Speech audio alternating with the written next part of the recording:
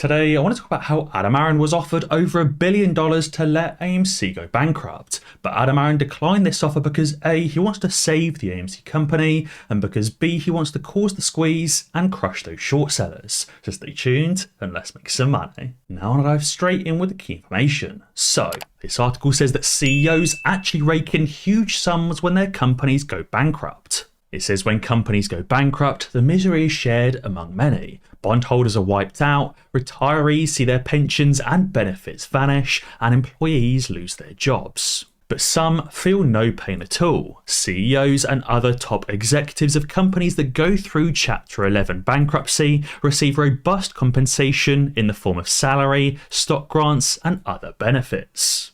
And in some cases they even earn more money during bankruptcy than they did before the filing, even while other stakeholders suffer.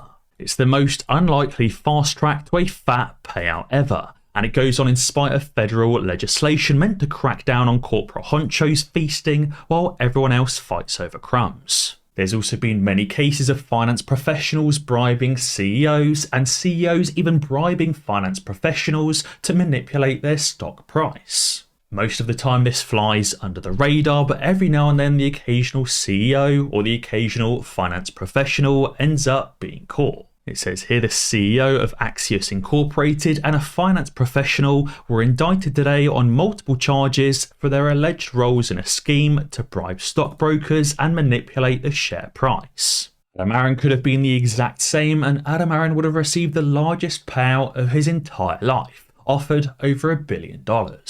As a cash tweeted, he said Adam was friends with Leon Black from Apollo Global, but do you ever wonder why they aren't friends anymore? He said Adam Aron had the chance in 2021 to go into bankruptcy and take a nice kickback from Apollo.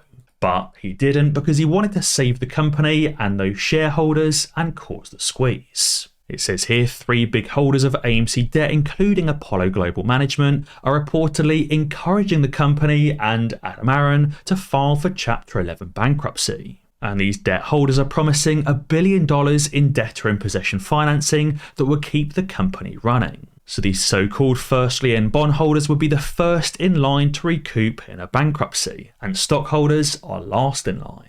So Adam Aron was offered $1 billion in 2021 to sell out to these hedge funds, to sell out to these short sellers, and allow AMC to go bankrupt, but Adam Aron said no.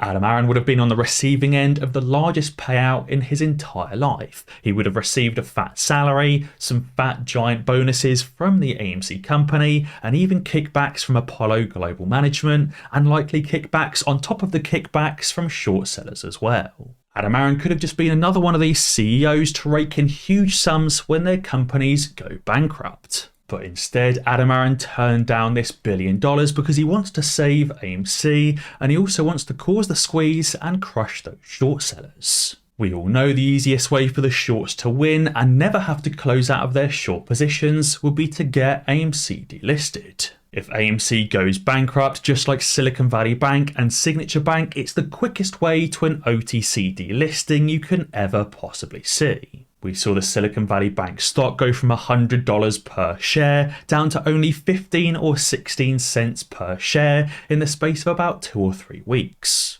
Adam Aron could have just accepted this $1 billion bribe or this $1 billion kickback from Apollo Global Management and allowed AMC to fall into bankruptcy. He could have stopped refinancing that debt. He could have issued billions upon billions of AMC shares, diluting the share price down. He could have stopped improving AMC as a company and coming out with new streams of revenue and allowed the company to go bankrupt. That way, the AMC share price would have instantly fallen to below 10 cents per share, and the stock would have been removed from the New York Stock Exchange and delisted to the OTC market.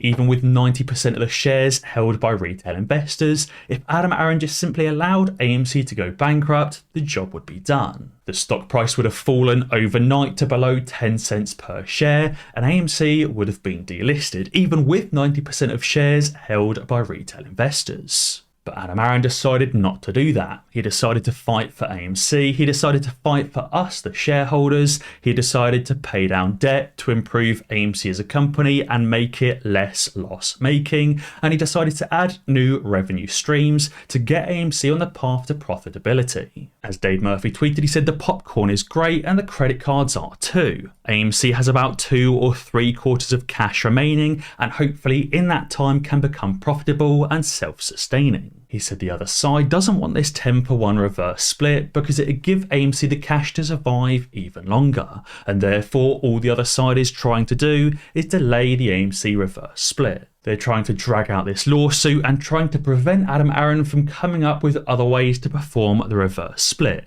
They're trying to ensure they delay this reverse split so AMC doesn't get the cash and is forced into bankruptcy. He said the cheerleaders of this lawsuit and those having objection letter pep rallies cannot in good faith say they're long on AMC, when both of those play the clock down to creditors knocking on AMC's door. And because a short squeeze cannot happen if AMC is in Chapter 11 bankruptcy court. If AMC does not survive the next 2 or 3 quarters, which it may not do without the reverse split, AMC will end up going bankrupt and will be instantaneously delisted.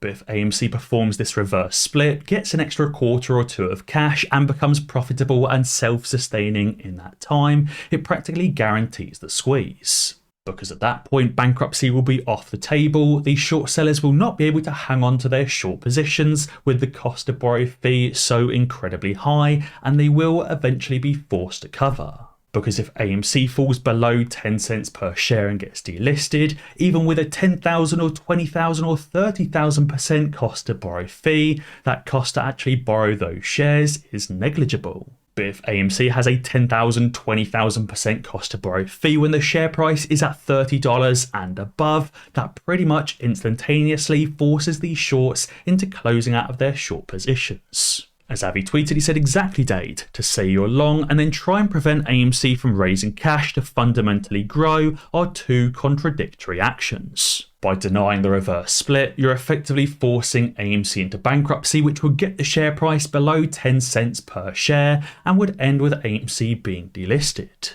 To prove that is the case, somebody recently wrote to the judge begging AMC not to be allowed to perform its reverse split and suggested that the judge should watch some YouTube videos from Lou vs Wall Street. At this point you might as well ask the judge to watch some Matt Kohrs videos because Lou vs Wall Street and Matt Kohrs clearly have AMC's best interests at heart. Matt Kohrs and Lou vs Wall Street clearly want the squeeze to happen and are clearly the right guys you should be watching on YouTube. And while you're at it, you should also sell your AMC shares and buy Ape instead, and then sell Ape instead because that's an even better idea. If you didn't already realise, that was sarcasm, and it's likely that Matt Kohrs and Lou vs Wall Street do not want the squeeze to happen and they're likely shorting AMC instead. They're likely hoping that AMC goes bankrupt, therefore begging you to sell your AMC shares and sell your Ape and ask the judge to deny this reverse split. You may have also seen this recent video of Adam Aron speaking about the reverse split in one of the AMC theatres, and I noticed something very important about this video. Those people that are actually going to cinemas and supporting AMC as a company obviously want this reverse split to happen, as they're agreeing with Adam Aron throughout this conversation or throughout this speech. Those that do not want the reverse split to happen do not go to AMC cinemas, they do not support the company, and they're also likely not long on AMC and they're likely shorting AMC instead. Therefore, those that are not in favour of the reverse split are likely shorting AMC and are likely hoping they don't get to perform the reverse split and go bankrupt instead. As Saint Snap tweeted, he said, Adam Aron, know this, you can relax now, because no matter what happens with the lawsuit, apes will be here for AMC. We will go to the movies, we will spend on the AMC card and buy popcorn and apes to ensure the survival of our company. And he said we will outlast everyone who bet against us. Clearly those that support AMC as a company and want it to squeeze are in favour of the reverse split. Anyone against the reverse split likely doesn't support AMC. On that note, I also wanted to quickly touch on the box office numbers for 2023 because they're looking incredible. From January through to April 20th back in 2021, box office only generated $354 million. In the first 3.5 months of 2022, again from January to April 20th, there was only 1.7 billion generated. However, in the first 3.5 months of 2023, from January through to April 20th, we've already generated $2.3 billion. That is brilliant for the box office and shows the box office and likely AMC is up 35% again in terms of revenue.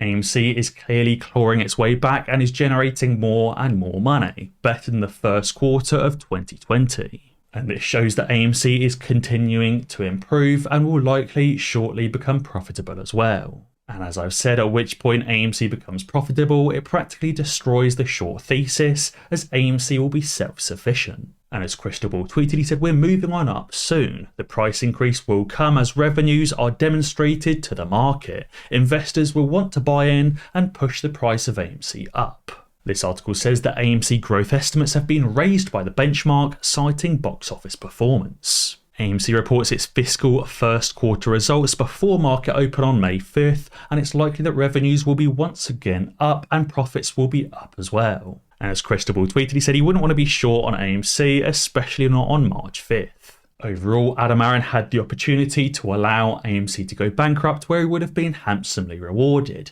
but instead he said no. He wanted to save AMC, he wanted to improve AMC as a company, he wanted to grow the revenues, reduce the costs, and therefore make AMC profitable. Adam Aron plans for AMC to be self-sufficient so it does not have to raise money through external causes, either through shareholders or through debt. And at that point, the short thesis will be destroyed and shorts will have to close out of their short positions with the sky-high cost to borrow fees that will only go up. But guys, be sure to let me know what you think down in the comments below. And as always guys, be sure to ding that notification bell because that way you'll be alerted when I upload a new video. Cheers.